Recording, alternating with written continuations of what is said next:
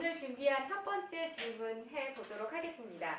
상가 오피스텔 재건축의 사업 주체이죠. 재건축 조합 또는 재건축위원회의 법적 성격 알고 싶으시죠? 궁금하시죠? 한번 여쭤볼까요? 변호사님. 네, 지금 너무 좋은 질문 주셨습니다. 특히나 집합건물 재건축조합이나 재건축위원회에 있어서 이런 위원회의 성격이 무엇인가, 이게 굉장히 중요해요. 어디서 중요하냐면 사업의 주체가 되는 것이에요.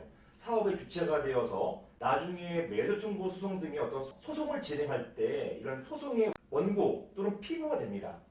그렇기 때문에 굉장히 중요한 그런 개념이고, 실제로 이 법에서는요, 특히 집합건물법에서는 이런 재건축조합이나 재건축위원회에 대한 어떤 설명이나 규정이 없어요. 그렇기 때문에 이 법 안에서는 해결할 수가 없습니다. 따라서 이런 조합 같은 단체를 만들고 이런 조합에다가 사업 주체성을 주기 위해서는 해석이 필요한데요. 마침 여기에 대해서는 판례가 있습니다. 판례가 이런 재건축조합이나 재건축위원회, 제가 여기서 말씀드리는 것은 다 집합건물에서의 말씀이에요. 이런 집합건물에서의 재건축조합이나 재건축위원회는 비법인 사단이라고 표현합니다. 즉 아니다, 법인이 아니다. 사단은 사람들의 모임이에요.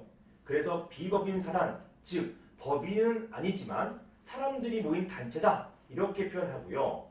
다른 표현으로는요, 법인으로 보는 단체, 이렇게 표현을 합니다. 그래서 이런 비법인 사단은요, 근거 법률이 민법이에요.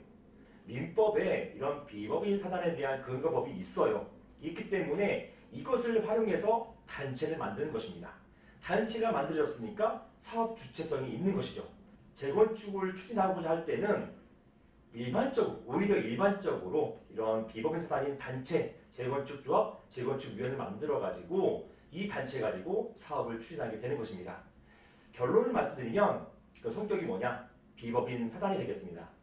이 질문은 아까도 우리 정 PD님께서 말씀하셨는데요. 이 질문은 일반적으로 재건축 하시려고 하시는 분들이 질문하신 게 아니라 자금 조달을 위해서는 PF가 필요한데, 이 PF 요건 중에 여러 걸 따지잖아요. 그 중에 이 사업을 추진하는 주체, 사업 주체에 대한 어떤 검토가 필요합니다.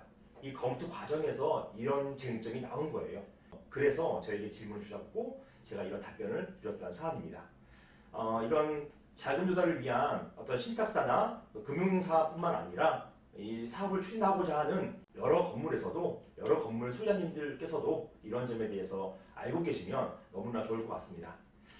마지막으로 이제 아파트 재건축 조합 같은 경우는요, 이게 또 판례가 있어요.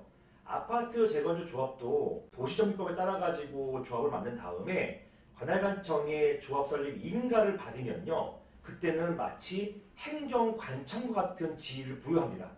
자, 특이하죠. 하지만 집합건물 재건축 같은 경우는 그런 건 없어요. 따라서 임의단체로서 민법상 인정하고 있는 임의단체로서 재건축 조합, 비법인 사단인 재건축 조합을 만들면 족하다, 이렇게 보시면 되겠습니다.